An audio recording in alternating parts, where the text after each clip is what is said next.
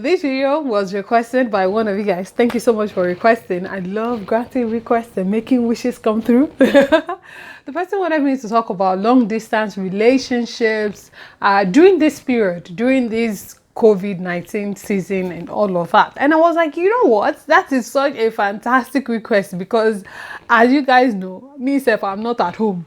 Okay, I'm away from my husband and I've been away for over a month now. So it applies to me as well. So I figured, you know what? Let's just talk about it. Let me introduce you. Hey you, welcome to my channel. Hi, if it's your first time here, my name is Adenike or Olori Esho. On this channel, I create content that relates to love, marriage, and lifestyle. So if you're interested in any of those, then please subscribe to the channel. Thumbs up this video. Let me know down below in the comment section that you are a new subscriber. All right. Thank you. All right, let us jump right into it. Let us talk about long distance relationships, especially during this period that we are in. And listen guys, see, I'm going through it right now, and so I know that it takes extra grace, it takes God to get through each day away from each other. See, I'd tried long distance relationship in the past, and let me just say it wasn't my favorite thing to do. It wasn't my cup of tea at all. So now being in that situation, I mean unavoidably in that situation where, you know, there is lockdown everywhere and we're not even locked down together in the same place, it makes it hard, you know. But there are some things that are already in place, and there are some things that I think makes it a whole lot easier to get through, you know, each day. And I'll share those things with you, at least for me, and you can share with me if you have ideas or recommendations and stuff. Okay, the first thing I would say, you know, is already in place is just trust. You get, it's just, you have to trust the person you're with. He trusts me, I trust him, and that's that. You know, there's no A or EG or maybe or peradventure. You just have to trust the person you're with, especially if that person has never given you a reason to be distrustful of them. The person has never done anything to make you question your love or their love for you, you know, and all of that. If you're in that kind of situation, then I'll just say that just trust in the person, that the person loves you enough, you know, to whatever or to not whatever or whatever the case. But the number one thing is trust. And in actual fact, that trust is not even trusting in that person.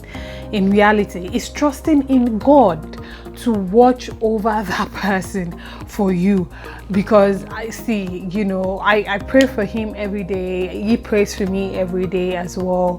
The heart of the king is in the hand of the Lord, you know, and so I've committed his heart into God's hand. It was God that gave me his heart in the first place.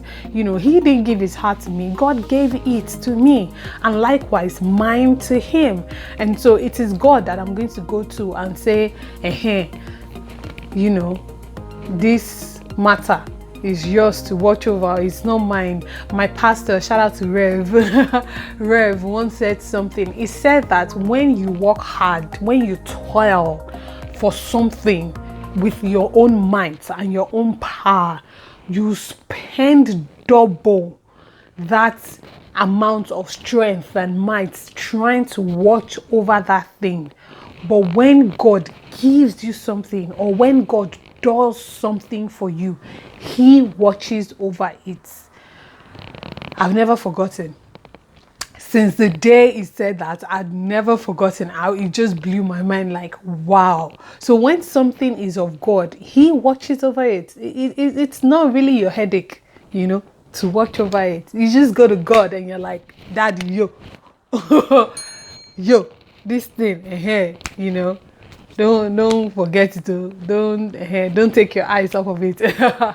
You know, and I think that's just the way it is. So you have to not just trust in that person, but trust in God to watch over the person for you, trust in God to watch over your relationship for you, trust in God to watch over your marriage for you, and also believe in the person and trust in the person to love you enough to not do whatever will hurt you, or to love you enough to not break their promises to you, or whatever the case may be. So I would say the first thing is trusting in God and trusting in the person. Secondly, let's talk about communication. Communication is very, very, very, very, very, very, very, very, very important.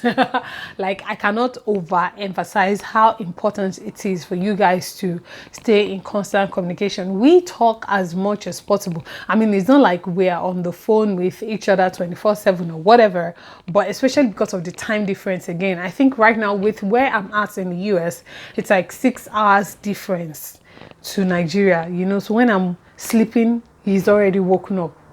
When my day is at its peak, his own day is already over, you know.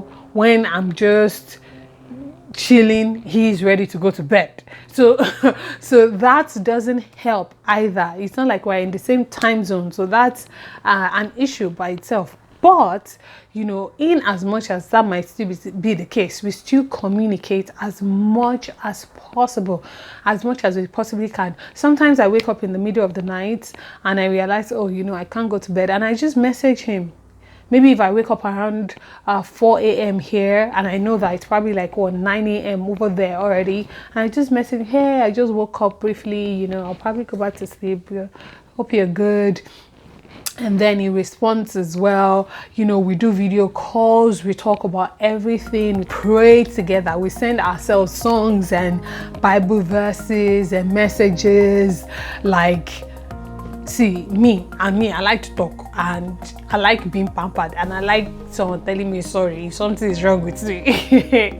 So I don't mind telling him when something is wrong with me, when I'm, you know, feeling down or whatever, because I know that, one, telling him will make me feel better, and it will also help, you know, the situation, and also he would know where my headspace is at, and he will also tell me I should which I like to hear. So I say that to say that communication is very, very important. So make sure you guys are in constant communication. You talk in the morning, you talk in the afternoon, you talk at night. You make sure each other, you know, each person is okay, regardless of how busy you both are. I think we always find time for what is important to us. Do you understand? And I think that, you know, no matter how busy you get, if you care about someone enough or you love someone enough, you definitely want to be in constant communication with that person, and you want to know, okay, wherever that person is fine, you know. So I think, yeah, communication is very important. You cannot afford to go a day and not talk to each other, you know. Like, we do video calls all the time. We do video calls. We do video calls all the time. Like, I want to see your face, even if I'm not wearing makeup, even if I'm not wearing wig. I don't care. You see, I wake up next to him every day anyway, so he knows what I look like. So I don't care. I just want to see your face. I just want to see that you're good, you know. So and that's it. You know, it's not about chasing each other around with phone calls or monitoring each other's movements. No, all of that is unnecessary. Trust the person you're with and just communicate. And, you know, that also helps as well. Number 3 is understanding. I think understanding is also important, because you don't want a situation where that person thinks maybe you don't think they are important enough, and so because of that they are making certain choices that is keeping them away from you. You need to let the person you're with, or that person also needs to let you know why the long distance is there in the first place. So, you know, you're dating someone that's in another country, and maybe the person is going to school there or working there or whatever, then you need to understand the person's predicament. You know, you need to understand, oh, we are in this situation because of this. You need to understand each other's situation, and you need to understand that you are in this situation of long distance relationship because of these reasons. Because not because, oh, I don't even know, you know, not I don't even know why is away for so long all the time. No, the person you're with needs to be able to communicate with you and make you understand that, or help you understand why they are away so much, or why they are where they are they away for work or for school, you know, and why you also are where you are, and you know, what are you both doing to bridge the gap between both of you. I think that understanding is also very crucial for your relationship. Number 4, I would say, is that you know, don't be idle. You know, don't, regardless of how far you guys are from each other, you don't want to be idle, because then you don't want to be chasing after that person because you don't have anything you're doing. Do you get? You don't want to be calling the person non-stop. You don't want to be constantly messaging the person. You don't want to put yourself in that situation where that person starts to feel like, oh, it's because you don't have a job and you're just chasing them all over the place, even though you know that you are both apart right now. Do you understand? So in as much as I'm here, in as much as there is really nothing happening and we're all staying at home and everything, I still find ways to keep myself busy. I have a lot, so I'm running 2 YouTube channels, you know, I'm constantly editing videos, you know, I have my nieces around and all of that, so I have my hands full with stuff to do as well, and he has to work as well, even though they have to work from home right now.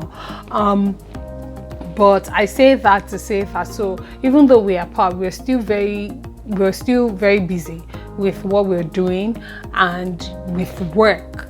So it's not like one person is idle and that person is not chasing the other person around, because I've noticed that tends to affect long distance relationships as well, you know.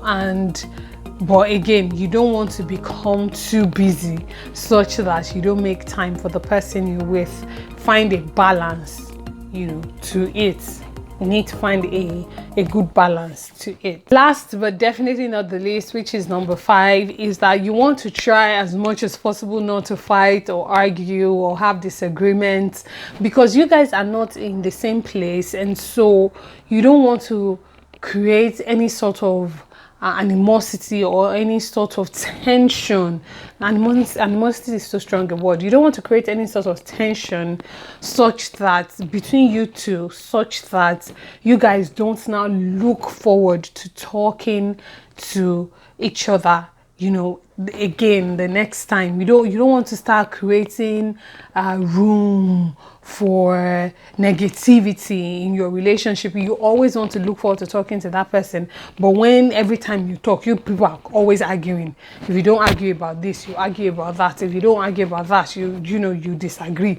I want to vote for Joe Biden, I want to vote for Trump. You know, just silly things, you know, that you probably shouldn't even be arguing over. You don't want that to happen because you're not in the same place, you know. So you always want to make your conversations full of life and happy and just casual, so that at no point will the person call and be like, I can't do this right now. No, that starts creating breathing room, you know, for negativity and for bad things, and you don't want that to happen. So do your best to always, no, it's not like you guys might not disagree, but always find a way to quickly resolve. You know, don't keep malice. You are too far apart to be keeping malice. You know, you can't even afford to be keeping malice, because already if you are keeping malice in the same house, it's different, because eventually both of you get over it, right? But you're already far apart. Your issue is already big. You now want to add malice on top of it. You know, you don't want that to be the situation. So don't keep malice. It's okay to swallow your pride and say sorry, and just, you know, you can't win every battle in your relationship. You can't win every argument, and that's okay. So just learn to be matured in handling situations in your relationship, so that you guys are not constantly arguing and constantly fighting and, you know, all of that. So yeah, I would say that is even a very major point. But yeah, those are the things I would recommend for how to deal with long distance relationships in this COVID-19 period. What do you guys think? What else would you recommend? Let me know down below in the comment section. Thank you guys so much for watching. I'd love to hear from you, so make sure to drop a comment one way or another. Check out my other videos as well. I have really exciting videos. Please subscribe to the channel if you aren't. I'd really appreciate it. I love you guys so much. I'll see you again very soon. You know how we do it. I pray God blesses you, your home, your marriages, and your relationships. But most importantly, I pray God blesses you. See you again very soon. Remain in God and God bless you. Bye.